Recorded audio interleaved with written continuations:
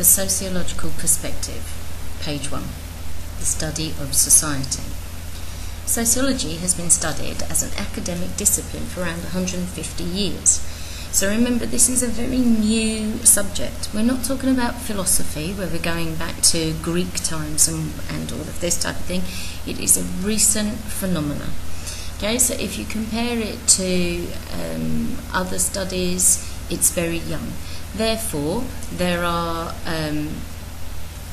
not a vast amount of different ideas, and there is not a huge amount of money invested in this as a topic. So this is something we have to consider when we're talking about sociology. The factors that brought about industrialisation, urbanisation and the growth of the nation-state in the 19th century also provided the context in which the idea of studying society in a detailed and systematic way first gained acceptance. Until then, people didn't really know what was going on within society, and therefore there was no need to look at it and to think about the trends that were going on. Auguste Comte is credited with formulating the word sociology. Remember his name. Okay, he is our most important person, and whenever you are answering a question that is asking us about sociology, why it's important, why it's the queen of all sciences, Auguste Comte is the man. He derived it from socius, society in Latin, and logos, knowledge or word, Greek, okay, to give it that sort of gravitas, using Greek and Latin terminology. Comte believed that sociology was to be the crowning glory of human studies, the queen of the sciences. Although modern sociologists are rather more modest in their claims, there is still a sense that sociology is something special and quite different from other subjects. Now be clear on this, he wanted it to be established as a science. That was the way to gain validity, funding, all the rest of it. But this is the queen of the sciences. We're not looking at rocks and inanimate objects, we're looking at human beings, and that's why it's so important. A basic definition of sociology is the systematic study of human society dedicated to the understanding of social interaction as people form groups, communities and societies. So why do people mix together and what joins them? To say that sociology is a systematic study implies that it is not just common sense and is more than statements of the obvious. There is a great difference between being an observer of social life as it happens, everyone does that, and undertaking a systematic study based on sociological theories and methods. Think about the times you and your friends go, "Ooh, look at that person, look at what they're doing." You are looking and observing social life, but that doesn't make you a sociologist. Okay, for Comte, the difference was that it was a systematic study. So sociology is an academic discipline, and as such it is bound by certain rules of evidence. In the same way that science has to provide evidence, so does sociology. Moreover, the sociologist tries to be objective and not let personal opinions and prejudices influence his or her work. Again, really difficult when you're talking about human beings. Sociologists seek to define terms precisely and to use appropriate methods of investigation. Most importantly, they are committed to looking beyond common sense explanations and beyond the official view in an effort to explain why things are as they are in a society and why they change. And if we can understand those things, then we can maybe develop society on from there as well. Concepts and theories. Like the other social sciences, economics, politics, psychology and anthropology, sociology has its own theories, concepts and methods of investigating social behaviour. Sociologists do not simply collect facts about social behaviour, crime rates, patterns of divorce, voting habits and so on. By themselves, such items of information tell us little about how a society operates. They need to be interpreted to be of interest to the sociologist, and this is where theory comes in. Theory provides a framework for fitting together the miscellaneous facts with which sociologists are bombarded. So, if you did IGCSE sociology, you will know from research methodology that there are lots of ways of finding out information and gaining data.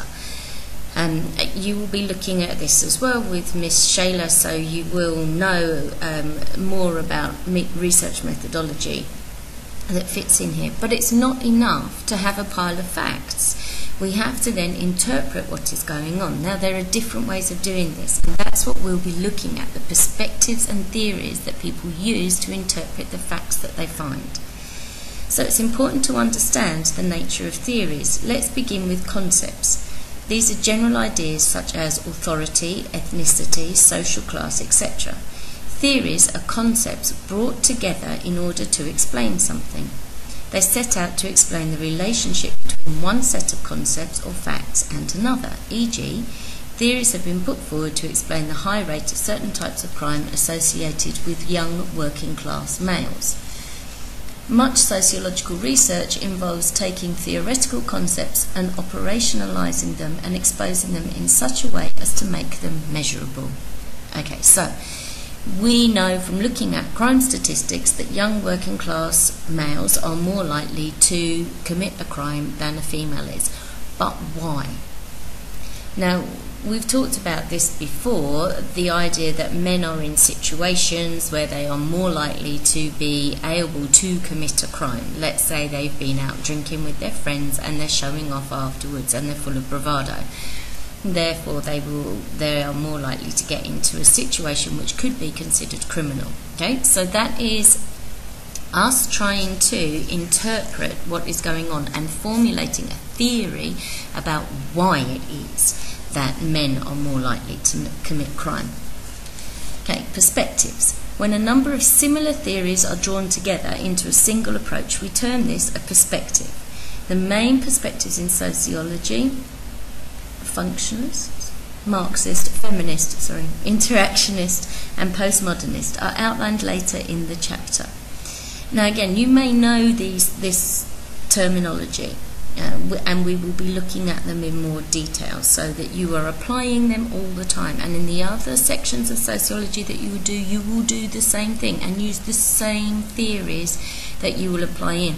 Sometimes you will hear different terms given to these perspectives, but don't worry, we'll link them all together. Quite simply, a perspective is a way of looking at things that helps us to understand what is going on. So if I look at it from this perspective, I see one thing. If I look at it from another perspective, I may see something completely different because I'm looking at it from a different angle, and that's what these different perspectives are doing. We can liken a perspective to a pair of glasses. When we put them on, we see things more clearly. So we can put on our functionalist glasses, the perspective made up of various functionalist theories, to help us understand the consensus and harmony that we find in society. Okay, because functionalism is about how society works well together, and what it looks for are the things that binds a society together. So that's why it's consensus, the things that everyone agrees on. Alternatively, we can put on the conflict perspective to understand disharmony or strife. The interactionist perspective acts like a magnifying glass, enabling us to understand small-scale human interactions. Each perspective enables us to view society in a slightly different way. Likewise, the competing perspectives all have their relative strengths and weaknesses, and you will decide which ones you like, which ones you find more useful, which ones you think are maybe a little idealistic in their approach. But you will need to develop that critical approach to them. Don't just look at the perspectives and go, well, yes, they're right. It's in the book, so it must be right. Be prepared to be critical, because that's what we're really looking for. So, methods of investigation. Sociologists employ a range of techniques to collect data. Data are necessary to verify theory. Sociology is empirical. It seeks to make statements about social behaviour that can be corroborated by evidence from the real world. It is the data which sociologists collect that provides such evidence. Yes, empirical means we have evidence to back it up. That's all. As you will discover in the next chapter, different techniques of investigation produce different types of data. Generally speaking, there are two types of data, quantitative and qualitative. Quantitative data are statistical in form and are generated by the survey technique. Social surveys are normally large-scale studies that obtain data by either structured interviews or questionnaires. Qualitative data are generated by a range of non-statistical techniques, including open interviews and participant observation. I won't go into explaining that terminology now. You'll be doing that in your other lessons, and some of you will already know this, and we can discuss it if you need to when we're talking this through. Sociological explanation. There are basically two branches of theory within sociology, macro and micro. Macro theories focus on society as a whole and aim at establishing the general characteristics of society. The aim of macro sociological theory is to answer three basic questions about the nature of society. How do societies hold together, or what is the basis of order in the society? What are the sources of conflict in society, and how do societies change? So where do people agree, consensus? Where do they conflict, disagree with each other? And therefore, what changes do they need to make? Okay. If you're studying economics as well, you may well already know the terminology macro and micro economics. It's not a purely sociological term. It's a fully understood term across different academic areas. Okay, so macro is looking at society as a whole. There are two broad schools of macro theory, consensus and conflict, distinguishable by the different answers they give to these questions. In contemporary sociology, functionalism is the main representative of the consensus school and Marxism of the conflict school. So if ever you are looking to explain different theories, remember, functionalism is about consensus, what binds people together in society. Marxism is about the conflict. Okay? Marxism ultimately is looking for people to rise up and rebel against the bourgeoisie repression that is holding them back. So therefore, that's why it's always going to be a conflict theory. Micro theories focus on the individuals who make up a society, rather than on the society itself. There are two main forms of micro theory, symbolic interactionism and ethnomethodology. Symbolic interactionism is concerned with the principles of face-to-face interaction. Unlike macro theory, which tends to view the individual as a product of his or her society and tries to show the various ways in which the behaviour of individuals is determined by the social structure of which they are a part, micro theory regards the social structure as something created by individuals as they interact in socially meaningful ways.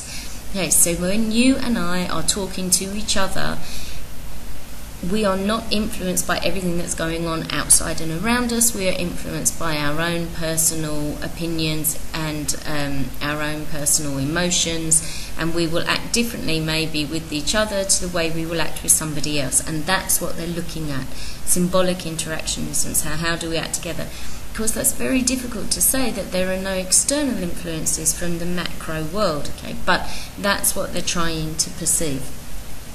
Ethnomethodology is the study of how individuals experience and make sense of the society in which they live.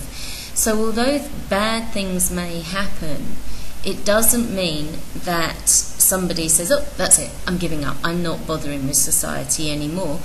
What they do is they find ways of understanding why that happened that helps them to move on and to live in that world happily and comfortably. So that's what ethnomethodology is trying to look at, what it is that helps human beings to come to that understanding of the world. We will look at these theories in greater detail, but for now, that's your introduction to sociological perspectives.